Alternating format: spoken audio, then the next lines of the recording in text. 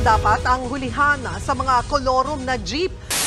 Unang araw ngayon ang panghuhuli ng LTFRB sa mga kolorom na jeep. Yes, Connie, ganun na lamang ang gulat ng mga jeepney drivers na pumapasada dito sa Las Piñas nang biglang magsulputan yung mga operatiba ng IACT o Interagency Council o for Traffic, no? Ngayong paparating na long holiday, tiyak na magkakaubusan na naman ang masasakyan papunta sa iba't ibang destinasyon. Pero mahigpit na paalala ng LTFRB sa mga pasahero, huwag sasakay sa mga kolorom na sasakyan dahil wala itong insurance para sa mga pasahero.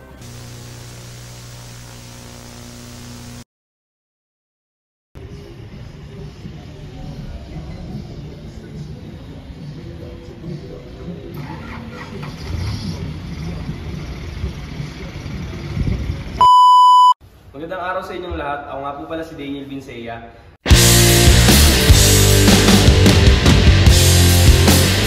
At sa video ito, tatalakayin natin kung ano ang mga saloobin ng mga jeepney drivers patungkol sa issue ng kolorom jeepneys.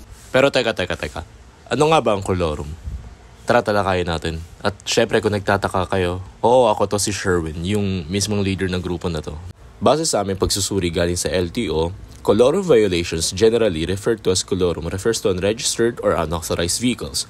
Particularly, public transportation vehicles in the Philippines operating kolorom vehicle is illegal, as they don't comply with the necessary regulations and pose risk to public safety. Now, let's head over to our team who will question jeepney operators about kolorom.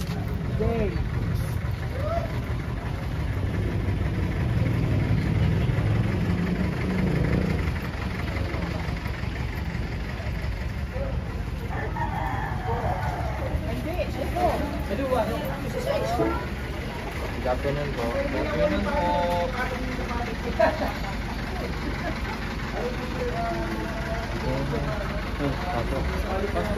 Ano po kami, tuloy po kami ng Dr. Carlos Lanting College po. Magbabaka sakali na po kung pwede po maka-interview po dito ng mga drivers po na pwede namin tanongin kung ano po yung saloobin nila about sa mga kolorom na super din po. Kolorom na jeep. Kolorom na jeep po. Kasi mga driver ng jeep, walang kolorom. Ang kolorom lang ang jeep. Okay po. Bali po kung ano po yung saloobin ng mga super na lumalaban po ng patas doon sa mga super po na nag-ano ng kolorom. Kung questions lang naman po, bali hindi naman po ito ilalabas sa social media. Compliance lang po namin sa subject. Dito nakakatawa kasi parang si Manong nahiya pa no? Pero let's get over it. Kung ganyan, ayaw nilang lumaban ng parehas. Kaya ganun ang ginagawa nila, ayaw nilang parehas yung jeep nila.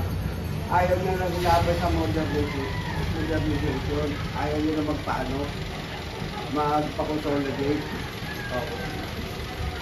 Ayaw nilang gumastos. Gusto nila, puro pangangabiyado ng gano'n. Kaya tao dito.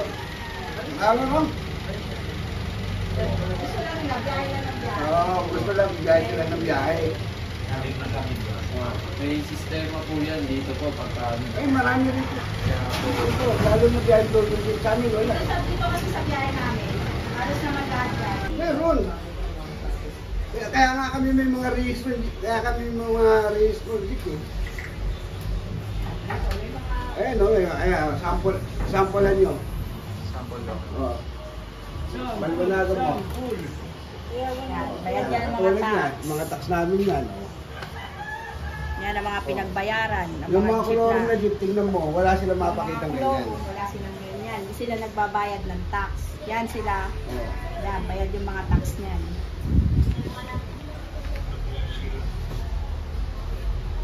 Kahit nung nag-pandemic, binayaran nila yung mga tax na yan.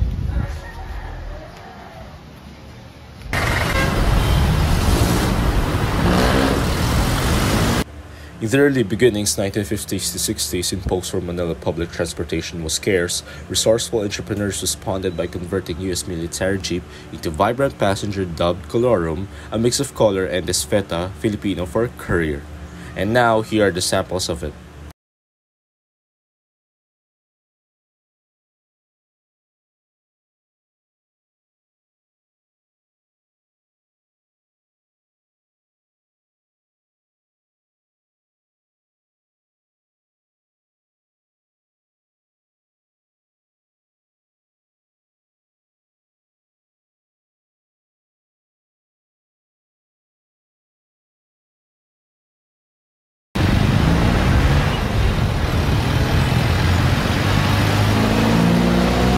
And by the 1970s, over 50,000 colorum vehicles cruised Manila's streets, adorned with elaborate designs, bright hues, and quirky ornaments.